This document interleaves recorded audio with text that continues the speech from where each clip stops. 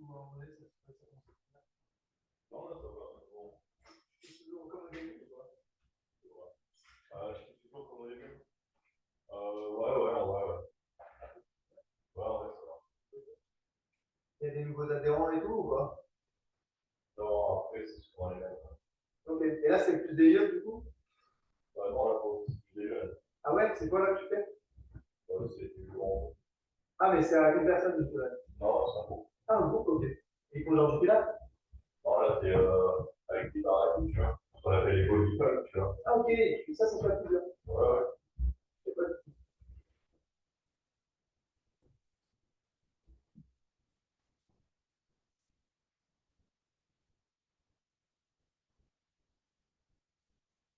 Regarde, pour body pump, ouais, Ok.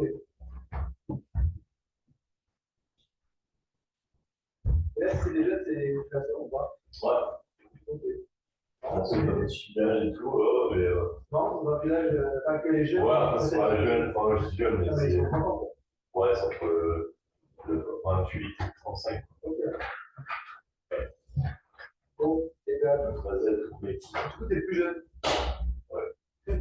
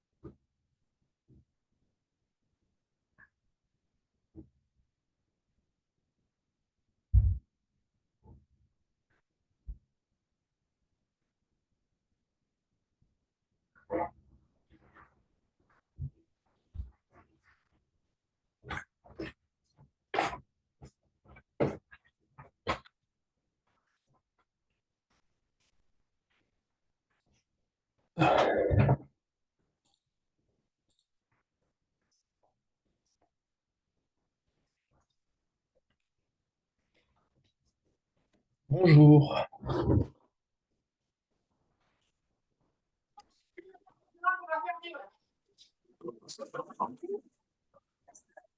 Ok, tout fonctionne. Let's go. Bonjour. Ok, je vais aller. Pas de souci.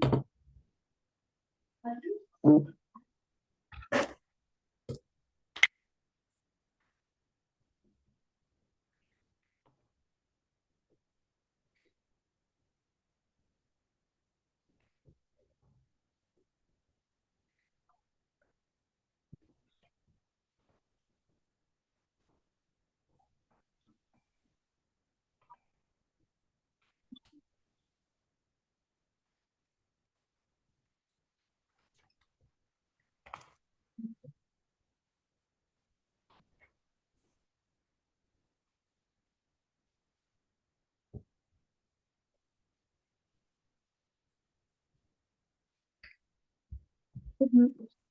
Bonjour. Bonjour. Bon, alors, j'ai vu que vous avez fait un nouveau cours, vous l'avez envoyé et tout, nickel. Moi, c'est un thème que j'aime bien, mais je ne sais pas jusqu'où vous allez aller, etc. Du coup, je vais essayer de peut-être commencer même au début et tout, s'il y a des notions que vous avez oubliées, peut-être que vous avez appris en seconde, ou alors même des trucs que vous n'avez pas vus. Et voilà. Et après, on va essayer de faire des exercices. Enfin, ça va être un cours interactif de toute façon. Euh, bon, alors déjà, donc là, vous avez vu machin, les molécules et tout, ok. Si on prend la molécule d'eau, ok, H2O, on connaît. Vous savez l'écrire. Non, on va pas prendre la molécule d'eau en fait. On va prendre la molécule de méthane, CH4. Normalement, vous avez appris à l'écrire de trois formes différentes. Donc la formule, ou alors vous allez le faire. La formule, ça c'est la formule. Merde, comment on l'appelle? C'est la formule brute, ouais, c'est là.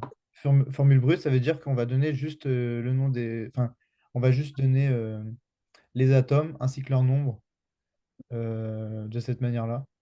Et elle ne sera pas développée. Elle ne sera pas du tout développée. Si on donne par exemple une formule, si on donne par exemple l'éthanol, donc il va se représenter euh, éthane. Vous avez appris déjà la nomenclature ou pas? Ou vous êtes en train de le faire? Quoi? La nomenclature, c'est nommer les molécules. Non.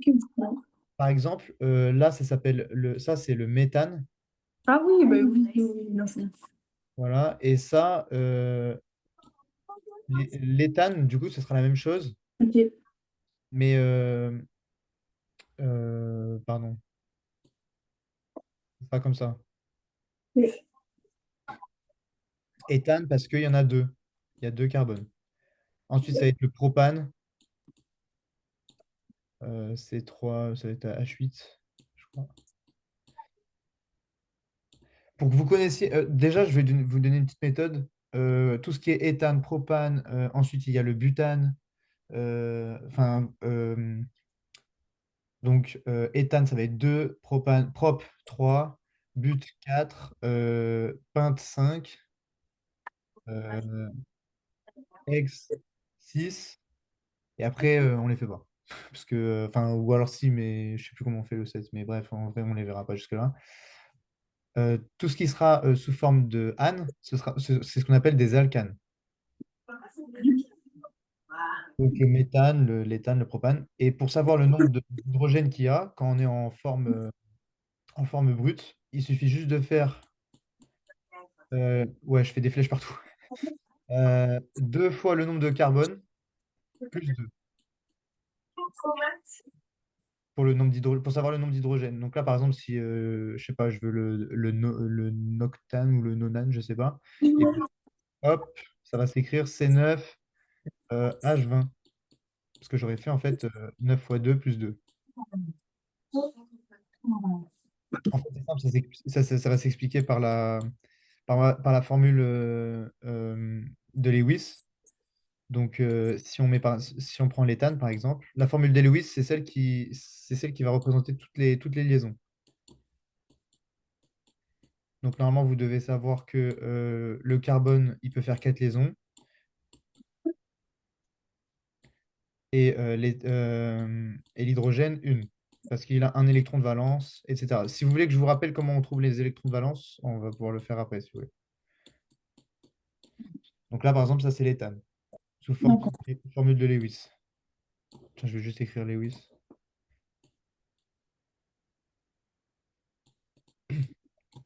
Ok. Euh, donc ça va être pour tout ce qui est alcane. Maintenant, si je prends par exemple un alcool, donc l'éthanol, euh, tout ce qui est alcool, bah, ça va finir par ol, c'est facile. Et moi, quand je pense ol, je pense à OH. Parce qu'en gros, ça va être pareil, mais avec un OH en plus. Donc, si je le représente encore sous formule de Lewis, éthanol, donc j'en fais deux. Tac, là, un truc normal. Tac. Hop. Et une liaison OH, parce que c'est un alcool. Ok. Maintenant, si celle-là, j'essaie de la représenter sous forme semi-développée. Donc, en fait, c'est entre la formule de Lewis et la formule brute. On va la représenter donc avec formule brute, ça va être pardon, la formule brute de l'éthanol, pardon. Je vais l'écrire là. C'est du coup C2 H5 cette fois parce que c'est pas un alcane. OH, normalement. Oui, je pense. Voilà. On va pas regrouper les 6 H parce qu'on ne saura pas en fait s'il est lié au. Ah d'ailleurs, j'ai fait une petite erreur dans ma formule développée. Il faut bien représenter la liaison OH hein, même. Et elle est accrochée au O. Si je montre la formule de Lewis, je montre aussi les doublés non liants. Mhm. Donc le O, il a deux doublés non liants parce qu'il a 6 électrons de valence. Ok. Vous souvenez comment on trouve les électrons de valence ou pas? Euh, si, il y a le numéro atomique, bah, le truc, bah, genre, Voilà. après, on décompose avec. C'est C'est ça? ça. Avec, avec le nombre atomique, Voilà.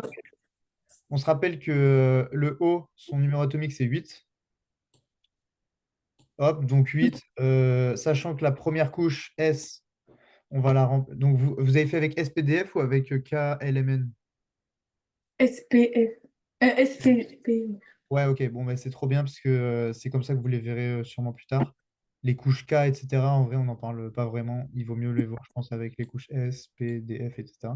Donc là, si on en a 8 du coup, hop, 1 S1, 1 S2, pardon.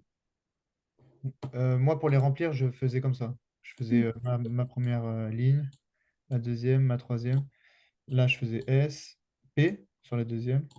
Et la troisième, S, P, D, etc. Et là, on descend, hop, hop, hop, hop. Après, ça fera 4S, D, 3, enfin 3D, P, machin. Bref, ça glisse comme ça, quoi. Donc là, on a dit qu'il y en avait 8. Hop, donc 2, 2, nickel. Et là, ici, vous vous souvenez, il y en a 6. Sauf que là, 1, 2, 3, 4. Il n'en manque plus que 4. Donc, on voit que ces électrons de valence, c'est bien 6. Voilà. Donc le O, on va représenter ces doublés non liants, deux électrons célibataires qui peuvent s'accrocher du coup à la formule pour la formule de l'éthanol à un carbone et un hydrogène. Pour la formule semi-développée, du coup, on va plus représenter les H de cette manière. On va juste faire CH3. Enfin, plus correctement, bon, on pourra laisser CH3, c'est pas très grave, mais plus correctement, on va directement représenter ces liaisons-là comme ça, de cette manière. Bon, pour le troisième, ce sera plus difficile étant donné que le C, la liaison, elle n'est pas faite sur le H, hein, elle est bien faite sur le C. Voilà, ça, ce sera la formule semi-développée. Vous voyez, en fait, on ne représente plus les H, les liaisons H, les liaisons hydrogène. On s'en fout. Parce que ben, on sait qu'un hydrogène, il peut faire qu'une seule liaison, donc pas très intéressant de les voir. Ok. Euh, Maintenant, il y a différents types de liaisons. La liaison covalente. La liaison covalente, c'est celle qui, entre deux atomes, va les réunir. Je sais pas, moi, par exemple, euh, je sais pas, on va prendre comment on appelle ça? Je sais même pas, je sais même plus. Ah, si, voilà. Ça va être l'éthène. Tout ce qui est N, c'est 2. Tout ce qui est N, pardon, c'est liaison double. Donc un alcène. Un alcène, ça va être une liaison double entre deux carbones. Donc là, ça va être l'éthène parce on en a que deux. Et voilà, donc là, on va la représenter comme ça. Ok, il a ses... Non, d'ailleurs, c'est une erreur. J'ai oublié une liaison. Tac, il va se représenter comme ça.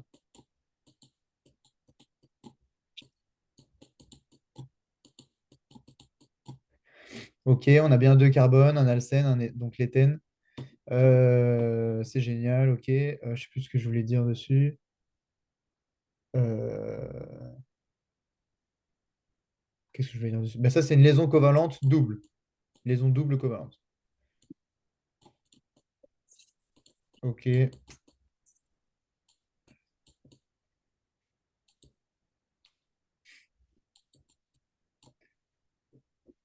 double. Il peut y en avoir des triples, il n'y aura jamais de quadruple, ça n'existe pas.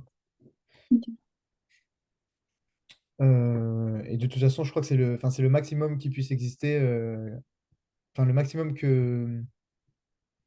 d'électrons célibataires, voilà, c'est 4. Donc, mais il n'y a jamais de liaison quadruple, ça n'existe pas. Voilà, en tout cas, j'en ai jamais vu. Ensuite, il y a la liaison ionique. Euh, C'est-à-dire que donc la liaison ionique, on va prendre par exemple euh, le sodium, Na+, sous forme d'ion. Donc pourquoi Na+? Si vous vous souvenez, le plus, ça veut dire qu'on enlève un électron. Oui. Si on enlève un électron, sachant que lui, il fait partie de la famille des alcalins, donc en gros, c'est sur le, sur le tableau périodique des éléments, il va se retrouver tout à gauche. Si on lui enlève un électron, il sera très stable parce qu'il ressemblera en fait à un gaz rare. C'est-à-dire que là, il a aucun un Na+, il a aucun électron célibataire. Il n'y a pas de truc comme ça. Si c'était juste du sodium, il serait représenté de cette manière. Et donc là, il n'est pas très stable parce qu'il a un électron qui se balade autour de lui. On ne sait pas trop ce qu'il fout. Donc on n'aime pas trop ça. Enfin, le Na, il n'aime pas trop ça. Donc dès qu'il voit un halogène, c'est ceux qui vont se retrouver sur l'avant-dernière ligne, l'avant-dernière colonne du tableau périodique. Les halogènes, c'est ceux qui auront un moins. Par exemple, le chlorure, euh, enfin l'ion chlorure, pardon, sous forme d'ion, du coup, il y a une charge. On n'oublie pas, ion égale charge. Donc, sous forme d'ion, les halogènes, en gros, s'ils veulent ressembler à un gaz rare, on leur rajoute un électron. Comme ça, autour de lui, en fait, il est comme ça, avec le moins. Voilà. Donc là, il est très stable, c'est super. Et donc, pour qu'il soit stable, on va créer des liaisons ioniques. Donc, entre deux ions, un ion Cl+, enfin, un ion, pardon, Na+, et un ion Cl-, il y aura une liaison, en fait, qui les réunira, qui fera que, bah, en fait, l'électron du sodium ira sur le Cl-, enfin, ira sur le chlorure pour générer le NaCl. NaCl, c'est le sel. Chlorure de sodium, en fait, c'est du sel. Je vais le représenter juste. Hop. NaCl égale, en fait. Le égal, c'est quand quand une réaction, en fait, elle peut se faire dans les deux sens. Donc, en fait, ça va donner Na+, plus Cl-. Là, on va dire que dans le égal, on met de l'H même, on va pas faire égal, en fait. On va plutôt faire juste la réaction comme ça, ce sera plus simple à comprendre. En fait, on rajoute de l'eau, et ben, on va pouvoir dissocier ces deux ions. Voilà, les deux ions, ils ne peuvent pas se balader comme ça dans l'air. Enfin, si, mais pas ceux-là. Du coup, ils se retrouvent dans l'eau et c'est pour ça qu'ils ont des charges. Ok. D'accord. Et ensuite, on aura les liaisons, ce qu'on appelle les liaisons hydrogènes. Donc, je sais pas, je vais mettre H juste comme ça. La liaison hydrogène, en fait, c'est ce qui va réunir, par exemple, on va retrouver deux molécules d'eau. La molécule d'eau, elle est coudée. Je ne sais pas si vous savez pourquoi. Je pourrais vous l'expliquer. Non. Oui, vous pouvez expliquer, s'il vous plaît. Ouais, alors en fait, elle est coudée parce que ces doublés non liants, ces doublés non liants, en fait, ils ont des électrons autour d'eux. Et les électrons, ils n'aiment pas trop être collés, sauf quand ils font des paires comme ça. Donc eux, ils ont déjà leur paire. Donc en fait, ils vont repousser les atomes vers le haut. Donc là, en fait, il y a un angle de 104 degrés, un truc comme ça. Ok. Et c'est pour ça que la molécule d'eau, elle est toujours comme ça. Par exemple, par contre, la molécule de méthane, en fait, ils vont toujours chercher à se repousser le plus possible, les atomes entre eux. Ils veulent le plus de place. Et donc là, les électrons, en fait, ils poussent, enfin, ils veulent garder leur place, tu vois, donc ils poussent les atomes vers le haut. Là, quand vous voyez des molécules, en fait, qui sont de cette manière-là, elles vont chercher à être le plus stable possible. Donc là, ben voilà, on va créer en fait un tétraèdre. Donc là, c'est comme ça qu'on la représente en 2D. En 3D, je vais essayer, je vais essayer, mais en gros, bah, attendez, est-ce que j'ai pas de stylo, mince. Bon, tant pis. On va faire avec des objets autour de moi. Ça, c'est le carbone. Il y aura un atome d'hydrogène en bas, un autre en haut, et puis il y en aura un devant et un derrière. Comme ça, en fait, ils sont vraiment les plus. Enfin, on peut la poser de cette manière-là aussi, hein. Bon. En gros, ça va faire un trépied, et en haut, il y en aura un autre. Ok. Et là, au milieu, là, c'est mon carbone. Bon, c'est assez compliqué à représenter comme ça. Je sais pas, en cours peut-être vous avez. Et la molécule d'eau, ben voilà, pour se repousser au maximum, Mais putain, il y a tout vu qu'elle est doublée non liant en haut, là, ma tête, on va dire que c'est les deux doublés non liants. Les deux yeux, mes sourcils, c'est les doublés non liants. Hop, ils repoussent les trucs. Ok, bon, c'est comme ça, voilà. Et donc, la liaison hydrogène, en fait, c'est ce qui, par exemple, dans l'eau, va faire que les molécules, bah, elles sont toutes collées entre elles parce que l'atome d'oxygène, il est plus électronégatif que les autres. Ça veut dire qu'il a un dipôle. Je ne sais plus comment. C'est un delta, normalement, que je dois faire. Un bébé delta, ça ressemble à quoi? Je vais essayer d'en trouver un. Comment, comment on fait? Attends. Chut. Ok, non, c'est bon. Je m'en souviens. Hop, ça se représente comme ça. Et donc là, il a un delta négatif. Là, il y a un enfin, deux delta négatifs, parce qu'en fait, ici, il y en a deux positifs. Ça, on fait référence en fait à leur électronégativité. Est-ce que vous savez comment on trouve l'électronégativité dans le tableau périodique, comment elle évolue? Bah, vers de gauche à droite et de haut en bas. De bas en haut, tu étais bien parti.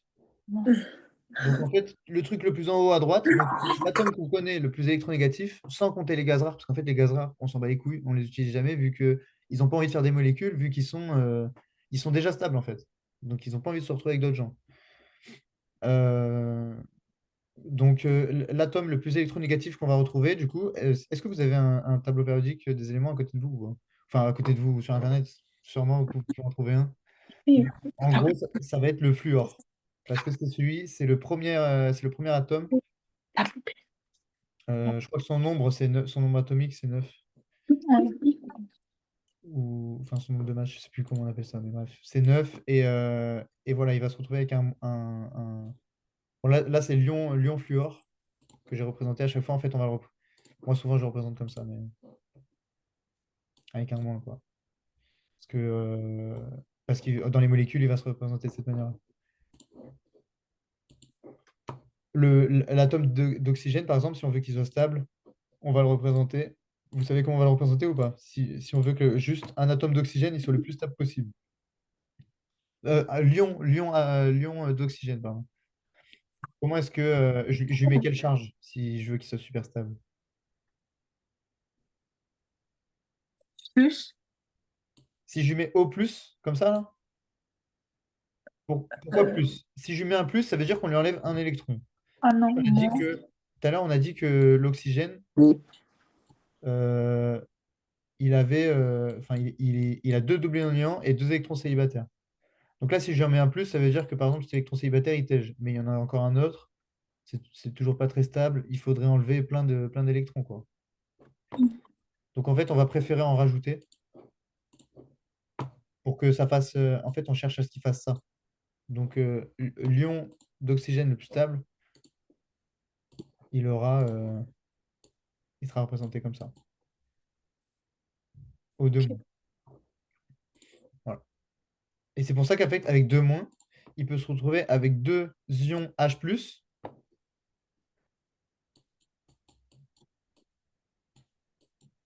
O2- plus 2H+, ça donne. Et là, je peux mettre égal parce que c'est une forme, enfin, c'est quelque chose qui peut se retrouver. D'ailleurs, les H+, ils sont jamais représentés comme ça dans la nature. Donc, je vais représenter. C'est pour ça qu'ils aiment bien faire du dihydrogène. Donc, en fait, on va avoir, pardon, O2- plus 2H3O+. Là, vous allez vous dire pourquoi H3?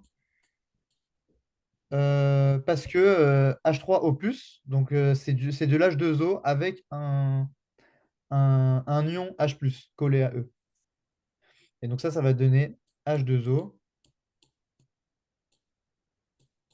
Enfin, ça va donner 3 H2O.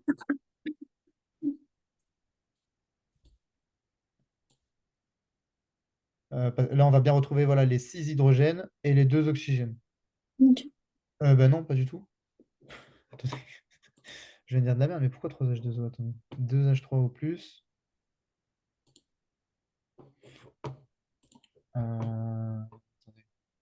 Attendez. Je mets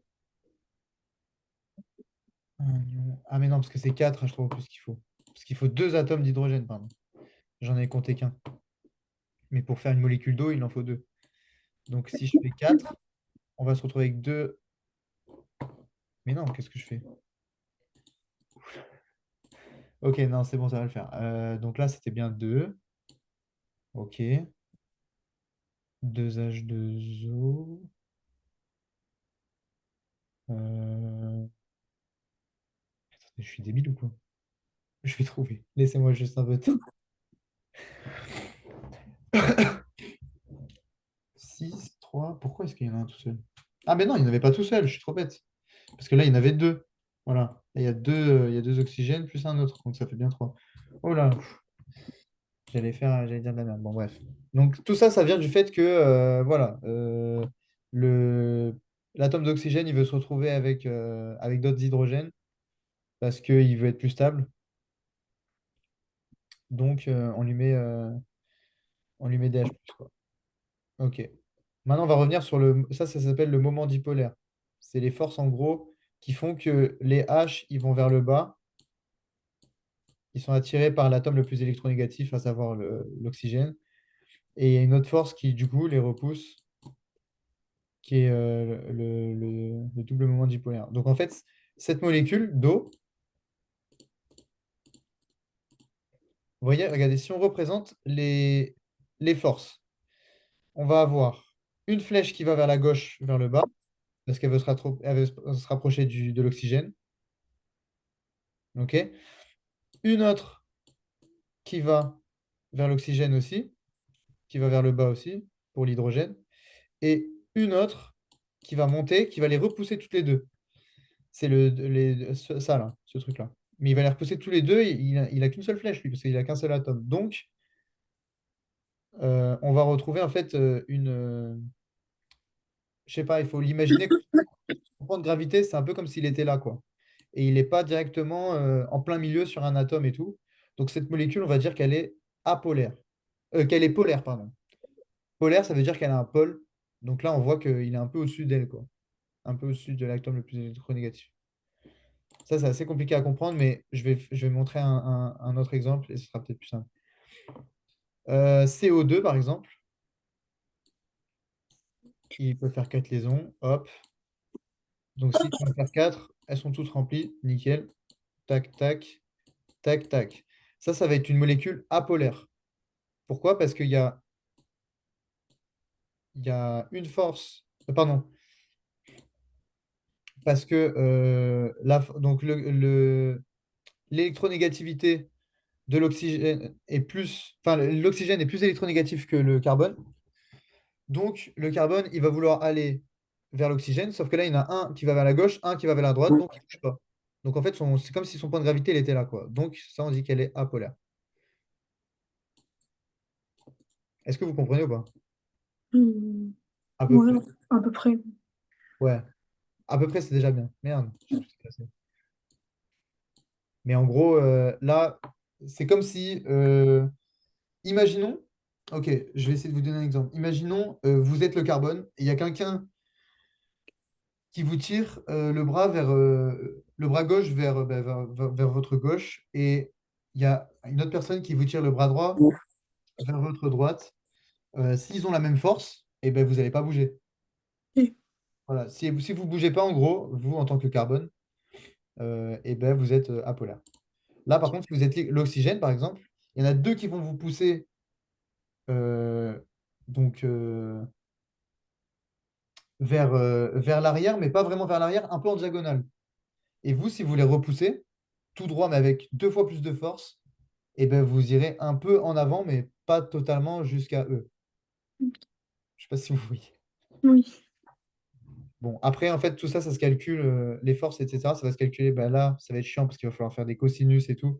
Et c'est d'autant plus pour ça qu'il faut savoir. Il y aura des angles, bon, sûrement qui vous seront donnés, vous, en première, mais il faudra connaître cet angle qui est de 104 degrés, un truc comme ça, pour pouvoir faire des cosinus et donc trouver les forces en fait en newton qui vous poussent, etc. Ok. Bon, je reviens sur mon semblant de cours.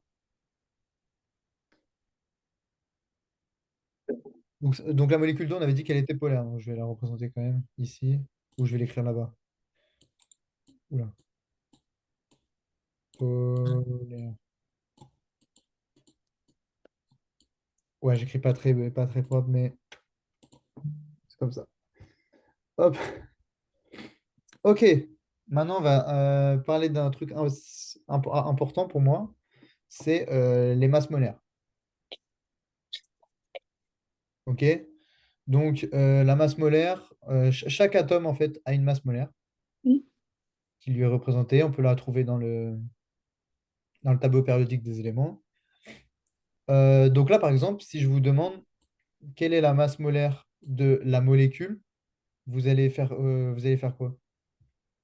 Sans me donner de chiffres ou quoi? Comme opération. Comme opération, vous allez faire quoi? La masse de oxygène fois la masse de carbone. Alors, il faudra prendre Ouais. les deux masses molaires des oxygènes et les additionner à la masse molaire du carbone. Il ne faut pas faire une multiplication. Ok. Donc, je ne sais pas, moi, par exemple, la masse molaire du carbone, on va l'appeler MC, plus 2MO. Et ça va être la masse molaire de la molécule. Oui. La masse molaire, c'est important parce que, comme ça nous dit rien. On ne sait même pas ce que c'est que les moles et tout machin. On sait qu'il y a un mec qui a dit que une mole, c'était... attendez, je ne sais même plus c'est quoi. Une mole. Tac, moi je l'ai noté dans ma calculatrice, c'est génial. Une mole, c'est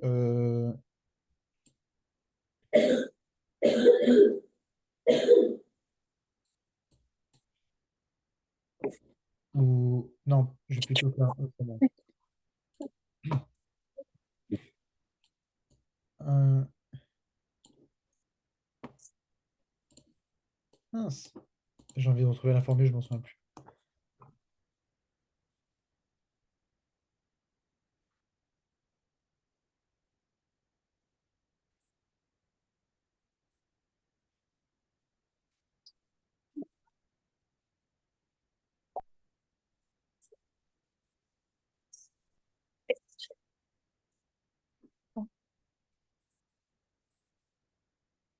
Ah voilà, une mole en fait c'est une quantité de... C'est une quantité. C'est une quantité de nombre d'atomes par exemple. Et donc en fait, si on dit que une mole, ça va être égal en fait à 6,022 fois 10 puissance 23 entités.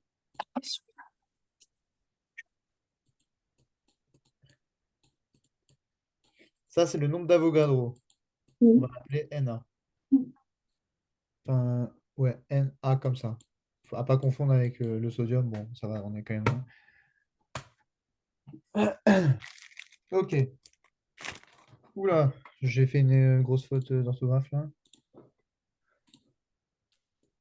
Voilà.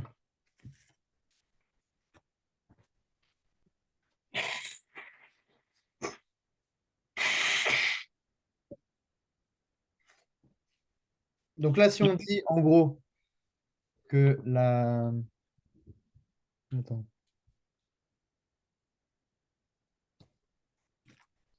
Voilà. Une mole de carbone, en fait, une mole de carbone, c'est en fait 6,022 fois 10 puissance 23 euh, atomes de carbone. Ça, c'est le nombre d'atomes, en fait. Ou nombre de molécules. Ok. C'est un nombre. Voilà. Euh, donc, une mole, c'est une quantité d'atomes. Et je pense que c'est important d'avoir un peu cette notion, sinon, c'est pas trop ce que c'est que la mole. Et donc, la masse molaire nous dit, en gros, que tant de quantité d'atomes nous donne tant de grammes, par exemple. Enfin, tant de grammes, il y aura tant de grammes dans une mole. Voilà. Et c'est après, en fait, avec cette masse molaire, donc qui est représentée en grammes par mole, on peut retrouver ben, soit des quantités de matière, avec la formule N égale petit m sur grand M. En fait, c'est ça, hein. Petit m sur grand M, c'est grammes par mole, hein. Parce que la masse, ça, c'est en masse, c'est en grammes. Et ça, non, j'allais dire une connerie de fou. Ça, c'est en grammes par mol, justement, en bas. Donc, si on fait des grammes sur des grammes par mol, et ben, les mols, ils se retrouvent en haut. Donc, ça, c'est bien des mols. OK. Bon. Vous aviez vu ça, le nombre d'Avogadro, ou pas du tout? Oui, Cette année ou ou il y a longtemps? cette année, bah, les deux. OK. Bon. OK. Vous savez l'utiliser, du coup, ou pas? Oui, oui. OK. Eh ben, je vais demander un petit exo, alors.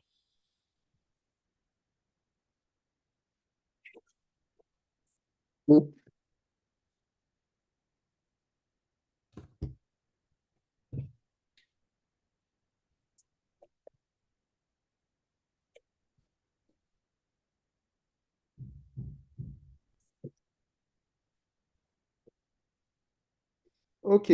Alors, on a euh, du glucose. Le glucose, sa formule brute, c'est C6H12O6.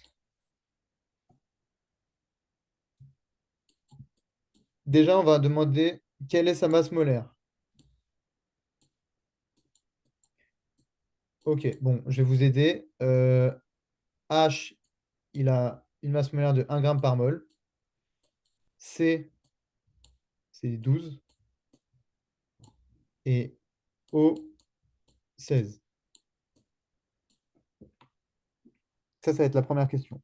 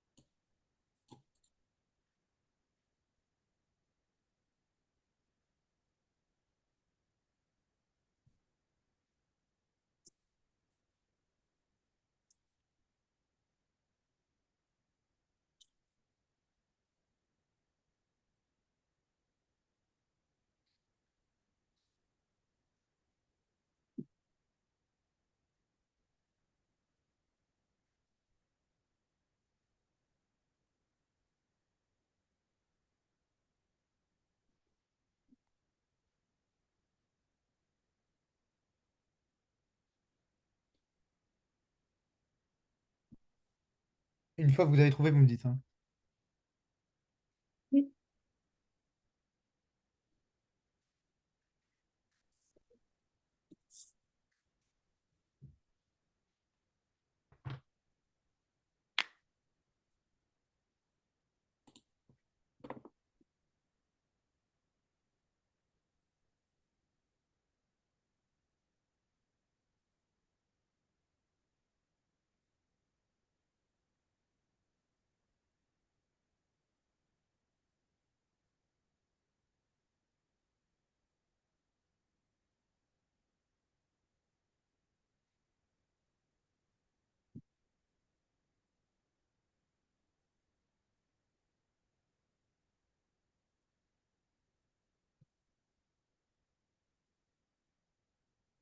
Euh, ouais, on a trouvé 180 grammes par mol. Ok, nickel. Ok, donc on a notre masse molaire du glucose. Super.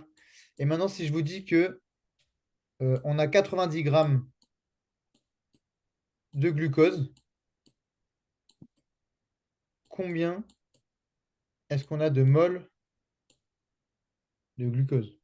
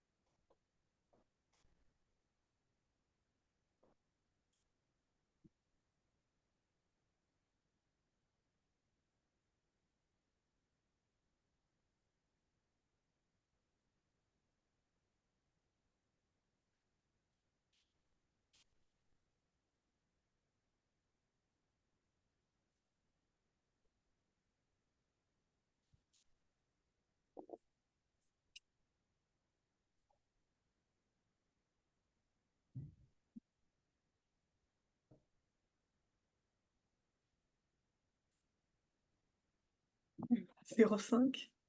Voilà, c'est tout simple. 0,5 mol. Ok. Et maintenant, avec la donnée du nombre d'Avogadro, combien est-ce qu'on a de molécules de glucose?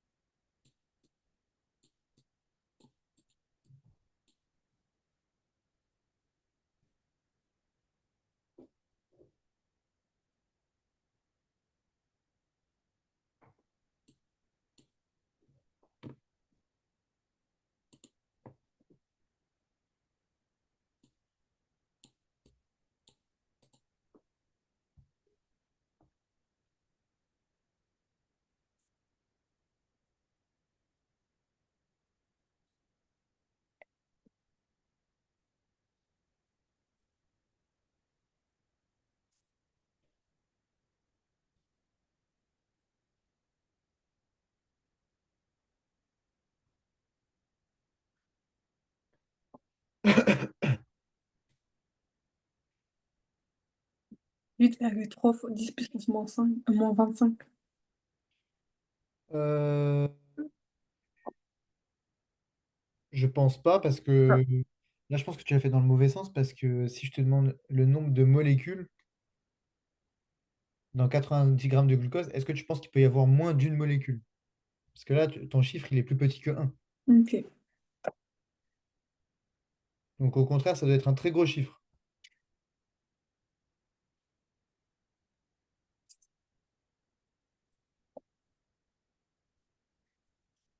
1,2 fois 10 puissance 24. 1,2, comment t'as fait? Oh, ok, oui, c'est ça. En fait, c'est tout simple, regardez. Moi, je regarde avec les... Quand je ne sais pas quel calcul je dois faire, je regarde les, euh, les unités. OK? Ok. Là, si je vous demande un nombre, ça veut dire que ça n'a pas d'unité. Un nombre, il n'a pas d'unité. C'est juste combien de quel âge t'as, tu vois, par exemple, ou combien t'as de frères et sœurs. Enfin bref, c'est un nombre, ça n'a pas d'unité. Du coup, là, on a quelque chose qui est en mol -1 et on a quelque chose qui est en mol. Donc, il y a quelque chose qui est en. Les mol -1, en gros, c'est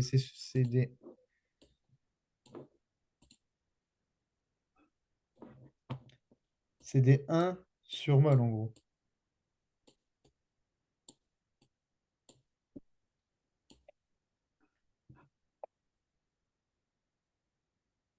Là, quelle est l'opération au milieu qui fait que les mols s'annulent?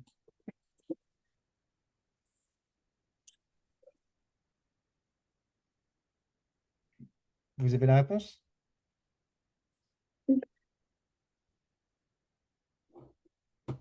On multiplie, non? Ouais, voilà.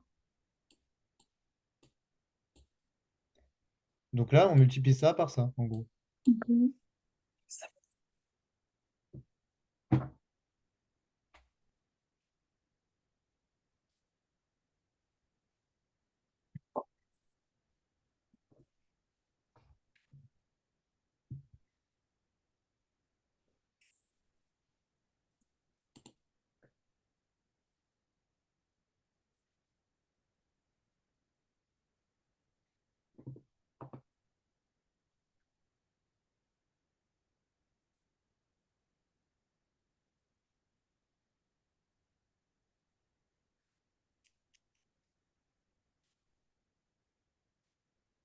Oh, fois 10 puissance 23. Voilà. Ok. Et maintenant, du coup, si je dis combien est-ce qu'il y a de carbone dans 90 grammes de glucose? D'atomes de carbone, pardon.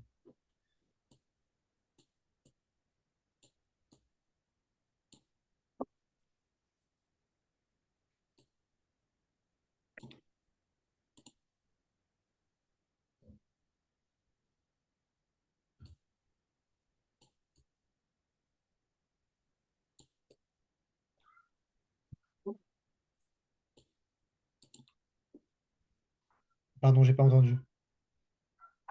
C'est quoi la question, là?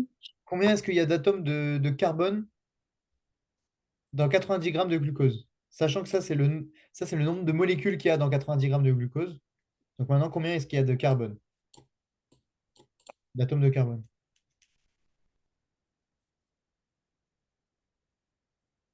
Sachant que dans une molécule de glucose, du coup, on a 6 carbones, 12 hydrogènes et 6 oxygènes.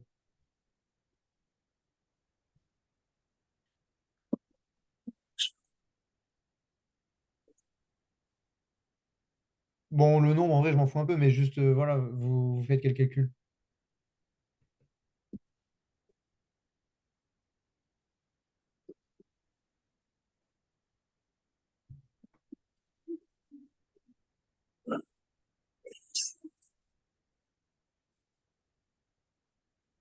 Ah, on sait pas trop. Ok. Si on a 3 fois 10 puissance 23 molécules de glucose et qu'il y a 6 carbones par molécule, ben on fait juste fois 6. Ah, ok. Ça vous paraît évident ou pas là? Oui, oui. Ok, bon, tant mieux. Bon, en vrai, voilà, le chiffre, après, on s'en fout. Mais voilà, ça veut dire que techniquement, en fait, juste avec la première question, juste en vous montrant ça et en vous rappelant les masses molaires, je peux vous demander combien il y a d'atomes de carbone. Ok. Là, vous devez faire toute cette démarche. Donc là, j'ai tout détaillé. C'est cool. Parce que tout détaillé, ben, quand on ne sait pas trop quoi faire, là, voilà. Étape par étape, vous êtes bien débrouillé. Mais voilà, on peut vous poser directement la question con de combien il y a d'atomes de carbone. Donc c'est cool de savoir faire ça. Ok, on va revenir sur les trucs que j'avais dit un peu avant.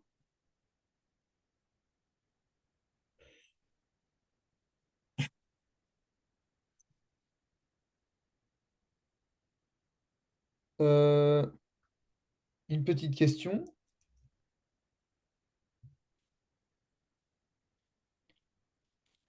quelle est la formule de Lewis de la molécule d'ammoniac?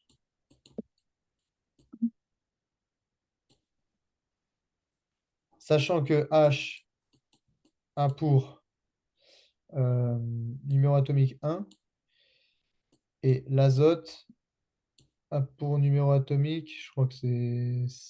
Attends, 7. Oula, bon, c'était pas beau, mais...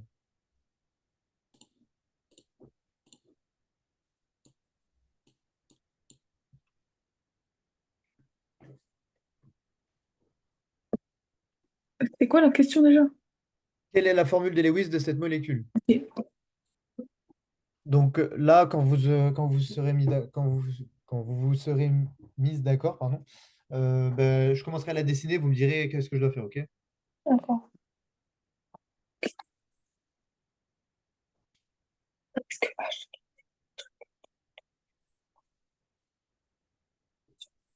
Formule de Lewis, c'est tout développé et les doublés non liants. Ok.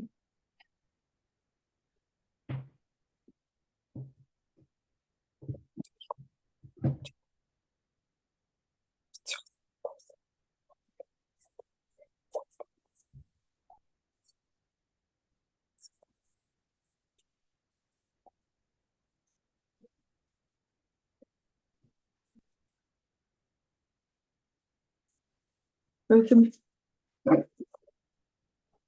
Ok, d'ailleurs, j'ai oublié de préciser un truc dans la formule de Lewis, c'est également si les atomes sont devant ou derrière. Donc, tout à l'heure, avec le carbone, je vous avais montré, il y en avait deux derrière, enfin, un devant, un derrière, et puis deux dans l'axe. Si vous savez les représenter, donc là, par exemple, pour le méthane, hein, le CH4, c'était en gros, ça va être devant, et ça, derrière.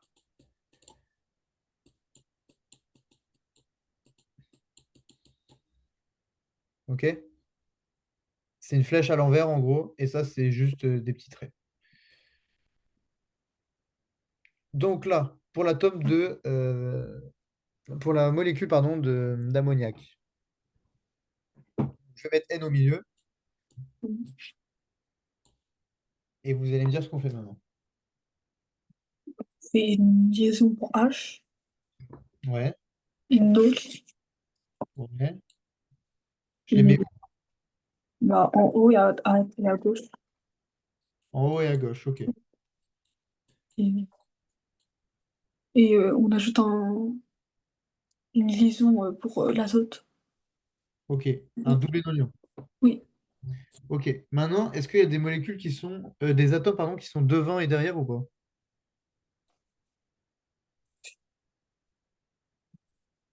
En gros, là, le doublé non liant, il va repousser Hum. tous ces trucs-là. Donc, s'il les repousse tous à l'opposé, bah, ces trucs-là, ils vont se retrouver sous forme de pyramide. Donc, il y aura les trois. En gros, comme le carbone, comme le carbone, en gros. Là, regardez. Ben non, je vais le. Là, c'est comme s'il y avait quatre entités. Il y en avait une là, une là, une là, une là. Et donc, comme le carbone, vous voyez, il y en a un en fait qui est derrière, un devant. Donc là, tac, on fait comme ça en fait.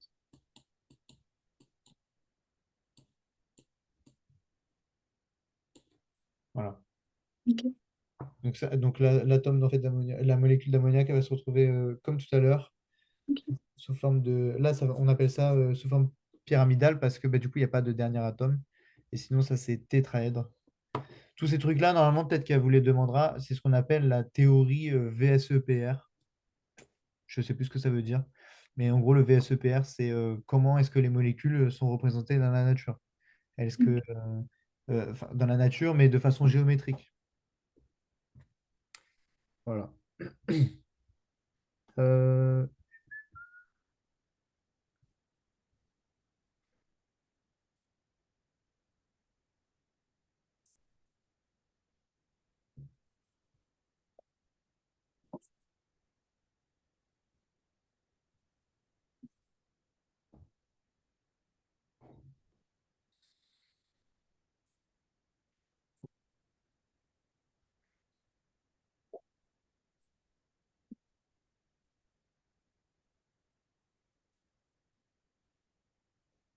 Ok. Ok, maintenant, est-ce que cette molécule, elle est polaire ou elle est apolaire?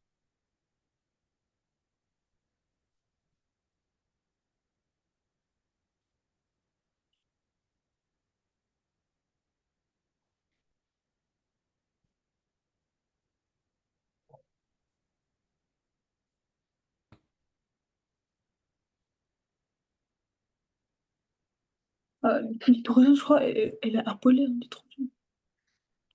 Euh, alors, non, mais Non. pourquoi? Alors, on va chercher. On a, du coup, ah oui, voilà pourquoi. J'essaie de. En fait, si tout était dans le plan, je suis d'accord avec toi. Si les trucs sont dans le plan, en gros, on a. Je vais refaire mes trucs pourris, mais là, au milieu, ça, là, je vais l'enlever, mais ça va être mon doigt. On a d'un côté une liaison hydrogène, de l'autre une liaison hydrogène, et en haut une autre liaison hydrogène. Donc là, c'était cool parce qu'il y avait. Je vais le représenter là. Merde, j'ai fait un C.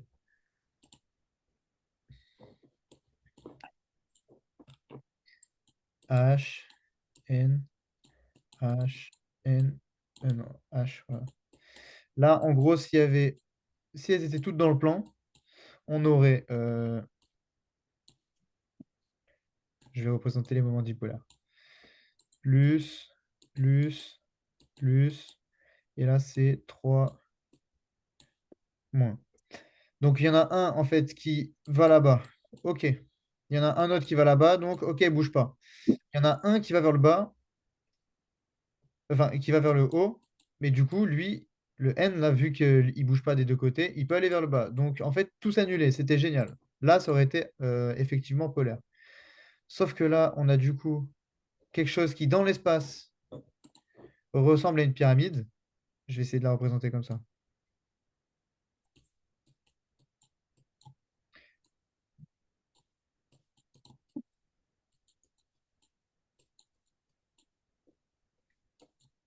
Et donc, en fait, là, tous les atomes, ils vont vers le haut. Donc, le moment dipolaire, il va se retrouver plus haut. Non, plus bas. Pardon. Plus bas parce qu'il y en a un qui va aller comme ça, un comme ça, un vers le haut, et puis trois qui vont aller vers le bas. Parce que ça, lui, il en a trois, vous vous souvenez? Donc, s'il y en a trois qui vont vers le bas, un qui va vers le haut, c'est comme s'il y en avait deux qui allaient vers le bas, deux qui vont contre deux trucs qui vont en diagonale. Mais sauf que s'il y en a deux en diagonale, comme tout à l'heure pour la molécule d'eau, on dit qu'elle est polaire. Bon, c'est peut-être un peu bête d'essayer de l'expliquer comme ça. Pour l'instant, c'est pas très clair, mais peut-être que plus tard, j'essaierai de vous donner des exos, enfin quand on se reverra, si on se revoit la semaine prochaine, des exos sur le moment dipolaire et leur force. Ok. Et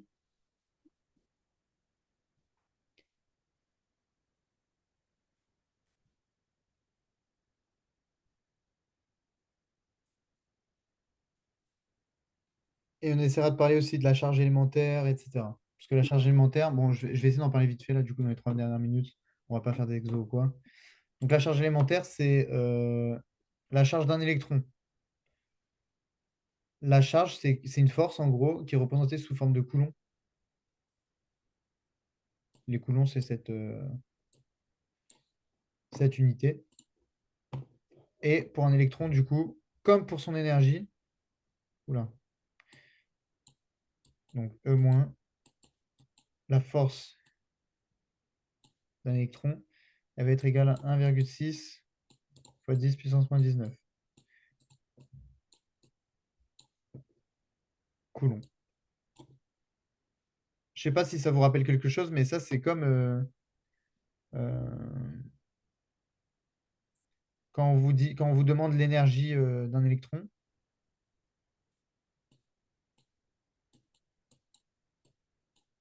c'est égal à 1,6 fois 10 puissance moins 19